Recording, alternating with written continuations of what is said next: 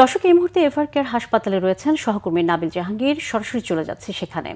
নাবিল, বেগম খালেদা জিয়ার শারীরিক অবস্থা ও চিকিৎসার বিষয়ে কি তথ্য আছে আপনার কাছে, জানাবেন। সোনিয়া, আপনি যেমনটা বলছিলেন, আসলে একাধিক স্বাস্থ্য জটিলতা নিয়ে কিন্তু বেগম জিয়া এই মুহূর্তে চিকিৎসাধীন রয়েছেন এবং তার মেডিকেল বোর্ডের যারা সদস্যরা রয়েছেন তারা যেটি বলছেন, তার অবস্থা আগের থেকে অবনতি হচ্ছে না। এটি কিন্তু আসলে এখন সব থেকে ইতিবাচক বিষয়। এবং আপনি জানেন যে তার যে লিভারের যে জটিলতা ছিল সেটি কিছুটা উন্নতি হলো। এই মুহূর্তে সব থেকে বড় যেটি চ্যালেঞ্জ তার জন্য সেটি হচ্ছে কিডনির সমস্যা এবং তার কিন্তু নিয়মিত ডায়ালাইসিস চলছে।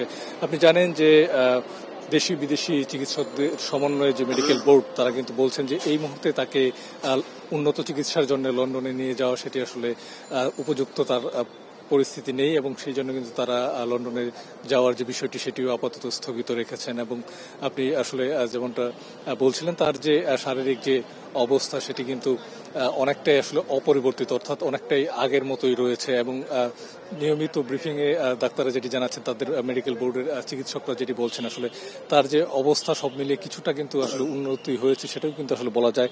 এবং বিভিন্ন সমস্যার কারণে কিন্তু তাকে এই মুহূর্তে লন্ডনে নিয়ে যাওয়া হচ্ছে সম্ভব হচ্ছে না। এবং আমরা যেটি কথা বলে যেটি জানতে পেরেছি, তাকে সর্বোচ্চ চিকিৎসা সেবাই কিন্তু এভারকেয়ারে দেওয়া হচ্ছে। এবং ডাক্তাররা তারাও কিন্তু ইংল্যান্ড থেকে রিচার্ড বিলি রয়েছেন, চীন থেকে 2টি বিশেষজ্ঞ দল এসছে, এছাড়াও কিন্তু যুক্তরাষ্ট্র সহ বিভিন্ন দেশের যারা বিশেষজ্ঞ চিকিৎসক রয়েছেন তারা কিন্তু নিয়মিত যোগাযোগ করছেন এবং মেডিকেল যারা টিম রয়েছে তাদের সাথে পরামর্শ করছেন। এবং বিএনপির পক্ষ থেকে যেটি আসলে বলা হচ্ছে, দেশে এই মুহূর্তে এভারকেয়ারে তিনি সর্বোচ্চ চিকিৎসাটি পাচ্ছেন এবং পরবর্তীতে যদি অবস্থা আরো কিছুটা উন্নতি হয় সেক্ষেত্রে হয়তো বিদেশে যাওয়ার বিষয়েও তারা সিদ্ধান্ত নেবেন। সোনিয়া।